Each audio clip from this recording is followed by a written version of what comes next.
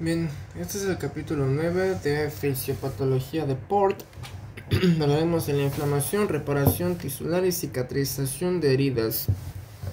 Nos dice que la inflamación va a implicar una variedad de respuestas fisiológicas y patológicas que están destinadas a eliminar la causa inicial de la lesión celular, extraer el tejido dañado y generar nuevo tejido.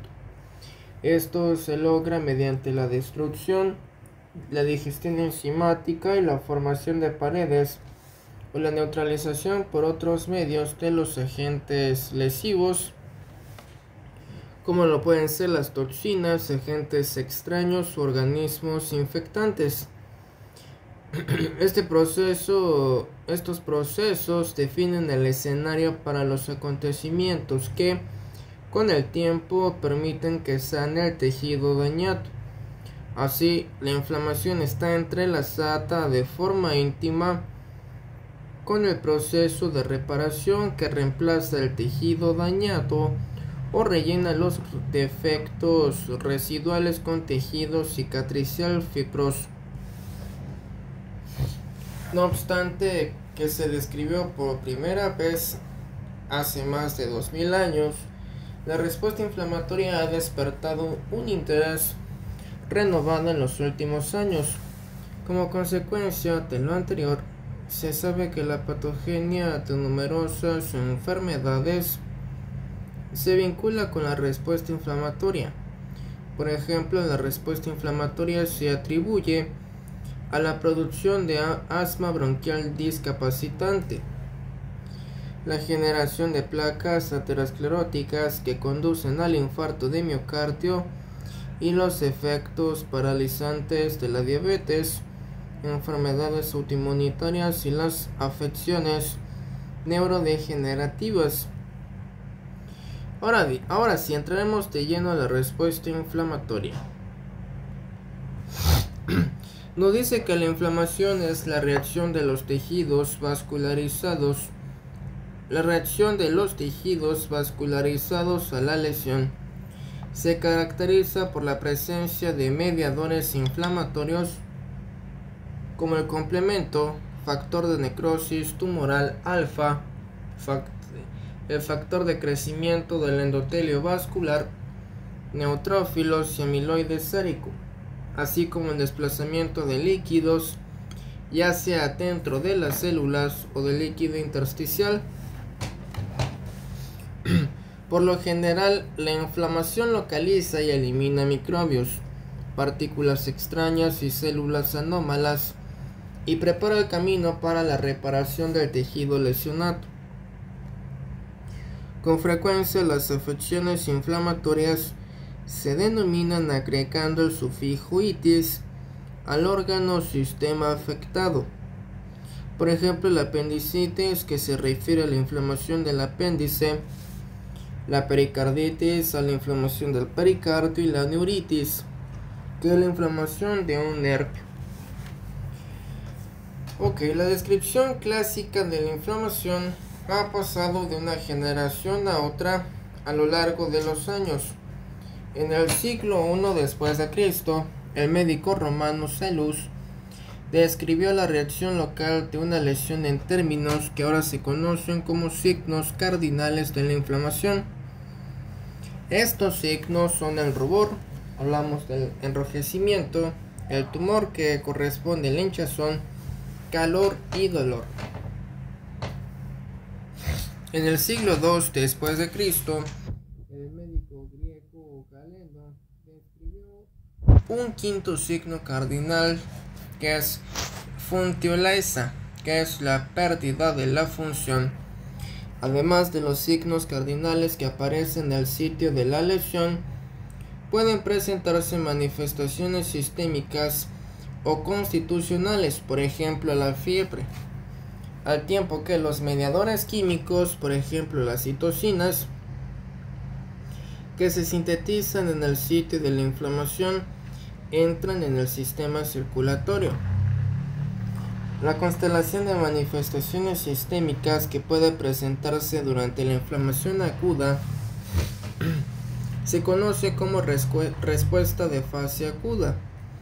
El grado de respuesta inflamatoria recibe el influjo de múltiples factores, como la duración de la agresión, el tipo de agente extraño, grado de lesión y el microambiente. La inflamación puede dividirse en aguda y crónica. La inflamación aguda tiene una duración más bien corta, que va de unos cuantos minutos a varios días, y se caracteriza por el exudado de líquido y componentes del plasma, así como por la migración de los leucocitos, principalmente neutrófilos, hacia los tejidos extravasculares. La inflamación crónica tiene una duración mayor, de días a años, y se asocia con presencia de linfocitos y macrófagos, proliferación de vasos sanguíneos, fibrosis y necrosis tisular. A menudo estas formas básicas de inflamación se traslapan y muchos factores pueden influir sobre su evolución. Comenzaremos con la inflamación aguda. La inflamación aguda es la respuesta protectora temprana que aparece en cuestión de minutos a horas de los tejidos locales y sus vasos sanguíneos a la lesión, y es fundamentalmente para la restauración de la homeostasis del tejido.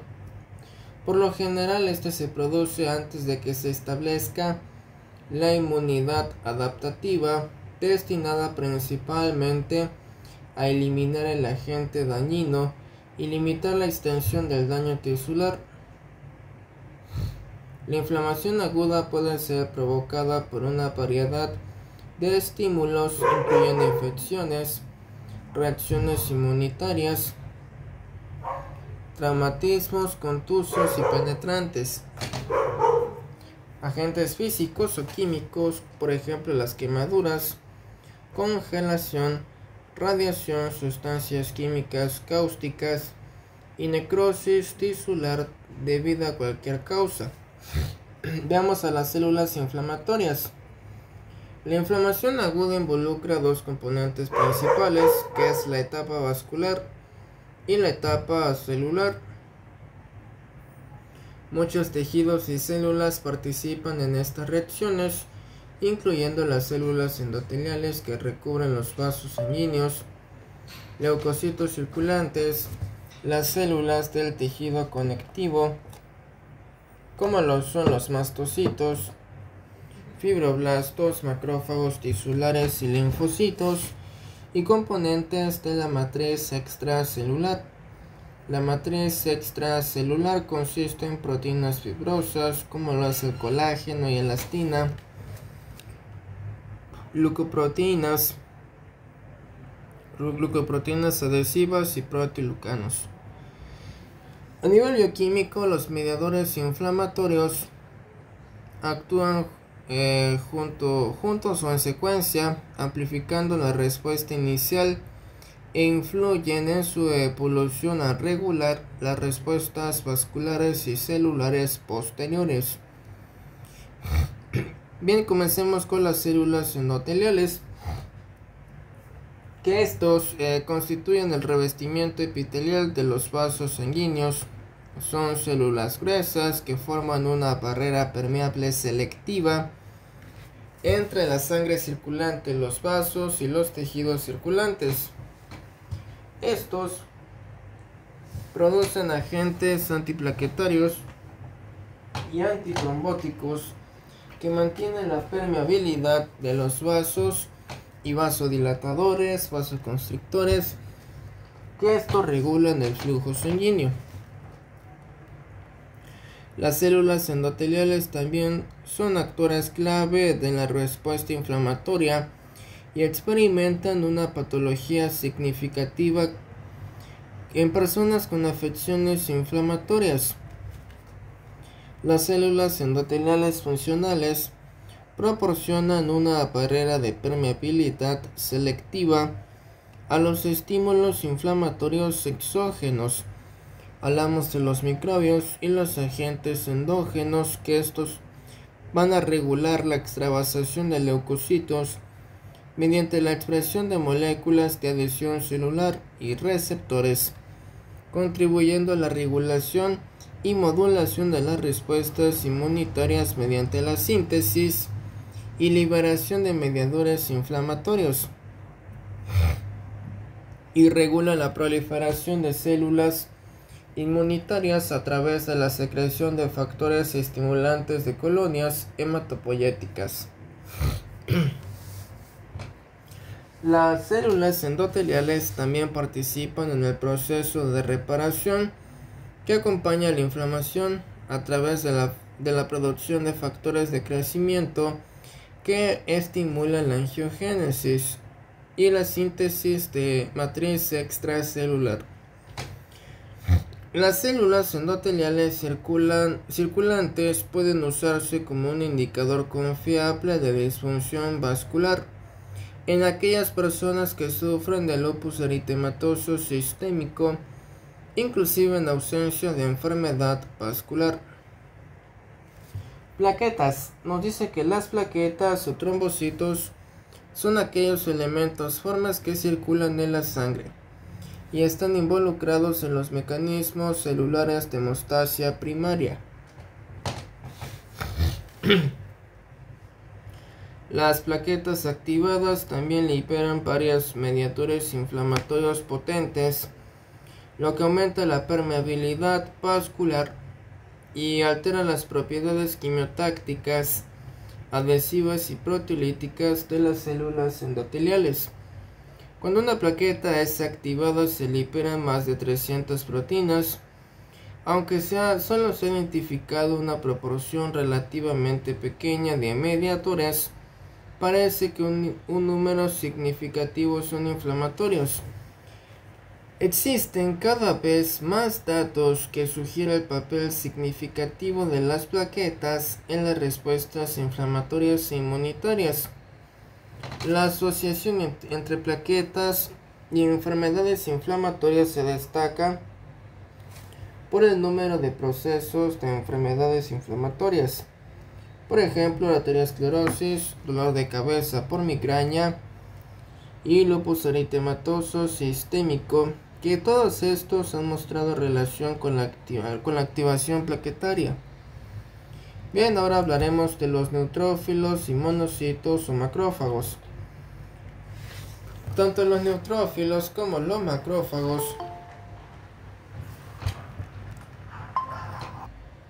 son leucocitos fagocíticos que están presentes en grandes cantidades y son evidentes en cuestión de horas en el sitio de inflamación. Ambos tipos de leucocitos expresan una serie de receptores de superficie y moléculas que participan en su activación. Incluyen receptores de manosa que se unen a las glucoproteínas de las bacterias, receptores de tipo TOL, que estos responden a diferentes estímulos, y componentes de microbios, receptores de comunicación celular que reconocen citocinas y quimiosinas específicas producidas en respuesta a infecciones y lesiones tisulares, moléculas de adhesión celular que afectan a la adhesión de leucocitos, y receptores de complemento que reconocen fragmentos degradados del complemento depositados en la superficie microbiana. El neutrófilo es el fagocito primario que llega temprano al sitio de inflamación, por lo general dentro de los 90 minutos posteriores a la inflamación. Estos leucocitos tienen núcleos. Entonces, estos leucocitos tienen núcleos que se dividen en 3 a 5 lóbulos. Por lo tanto, a menudo se les conoce como leucocitos polimorfonucleares o neutrófilos segmentados. Un leucocito que se identifica por gránulos citoplasmáticos se denomina granulocito. Los gránulos citoplasmáticos de los granulocitos que se resisten a la tensión y conservan un color neutro Contienen enzimas y material antibacteriano que se utilizan para destruir a los microbios del tejido muerto endocitado. Los neutrófilos son capaces de generar productos de oxígeno. Entonces, productos de oxígeno como y nitrógeno, ¿no?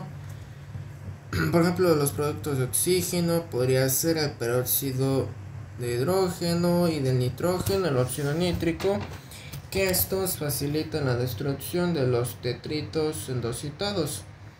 A menudo el recuento de neutrófilos en la sangre se incrementan en gran medida durante el proceso inflamatorio, en particular en infecciones bacterianas. Ahora, después de liberarse de la médula ósea, los neutrófilos circulantes tienen un periodo de vida cercano a tan solo 10 horas, por lo que deben ser sustituidos de manera constante para que su número siga siendo apropiado. Lo anterior requiere el incremento de los leucocitos circulantes, situación denominada leucocitosis, que a menudo aumenta con las infecciones bacterianas y la lesión tisular. Ante la demanda excesiva de fagocitos, se liberan de la médula ósea formas inmaturas de neutrófilos, que estas células inmaturas se denominan muchas veces bandas, dada la configuración en herradura de sus núcleos. Los monocitos circulantes, que tienen un núcleo único con forma de riñón, y son los leucocitos circulantes de mayor tamaño, constituyen entre el 3 y 8% del recuento leucocítico. Los monocitos se liberan de la médula ósea para actuar como macrófagos, y las células mononucleares que llegan al sitio de inflamación poco después que los neutrófilos y llevan a cabo sus funciones fagocíticas durante varios días. Los monocitos y los macrófagos sintetizan mediadores vasoactivos potentes, entre otros prostaglandinas y leucotrienos, factor activador de plaquetas, citocinas inflamatorias y factores de crecimiento que promueven la regeneración de los tejidos. En comparación con los neutrófilos, los macrófagos endocitan porciones y cantidades de material extraño. Estos fagocitos, con una vida más prolongada, ayudan a destruir el agente causal, facilitan los procesos de señalización de la inmunidad, sirven para resolver el proceso inflamatorio y contribuyen al inicio de los procesos de cicatrización. También desempeñan un papel importante en la inflamación crónica, en la que pueden rodear con una pared el material extraño que no puede digerirse. Ahora hablemos de los eosinófilos, basófilos y células cebadas. Los eosinófilos, los basófilos y las células cebadas producen mediadores lipídicos y citocinas que inducen inflamación. Aunque los tres tipos celulares tienen características específicas, contienen gránulos citoplasmáticos que derivan en inflamación. Son particularmente importantes en la inflamación que se asocia con reacciones de hipersensibilidad inmediata y alteraciones alérgicas. Los eosinófilos circulan en la sangre y son reclutados hacia los tejidos, en un proceso similar al que ocurre con los neutrófilos, y estos granulocitos aumentan en la sangre durante las reacciones alérgicas y las infecciones parasitarias. Los gránulos de los eosinófilos, que adquieren un tono rojo con la tensión ácida de eosina, contienen una proteína muy tóxica para los helmintos, que estos son parásitos grandes que no pueden fagocitarse. También tienen una participación importante en las reacciones alérgicas al controlar la liberación de mediadores químicos específicos. Los basófilos son granulocitos de la sangre con similitudes estructurales y funcionales con las células cebadas del tejido conectivo. Derivan de progenitores de la médula ósea y circulan en el torrente sanguíneo. Los gránulos de los basófilos, que adquieren un color azul con la tinción básica, contienen histamina y otros mediadores bioactivos de la inflamación, y tanto los basófilos como las células cebadas se unen a un anticuerpo, la inmunoglobulina E, que secretan las células plasmáticas por medio de sus receptores en su superficie celular. La unión de la inmunoglobulina E desencadena la liberación de histamina y de agentes vasoactivos a partir de los gránulos basófilos. Las células cebadas derivan de las mismas células troncales hematopoyéticas de los basófilos. Sin embargo, no se desarrollan hasta que dejan la circulación y se alojan en los espacios tisulares. La activación de las células cebadas da lugar a la liberación de los contenidos preformados de sus gránulos. Hablamos de histamina, proteoglucanos, proteasas y citocinas como el factor de necrosis tumoral alfa y la liberación de interleucina 16. A la síntesis de mediadores lipídicos derivados de precursores de la membrana celular. Hablamos de metabolitos del ácido araquidónico como las prostaglandinas y el factor activador de plaquetas, y la estimulación de la síntesis de citocinas y quimiosinas a cargo de otras células inflamatorias como los monocitos y los macrófagos.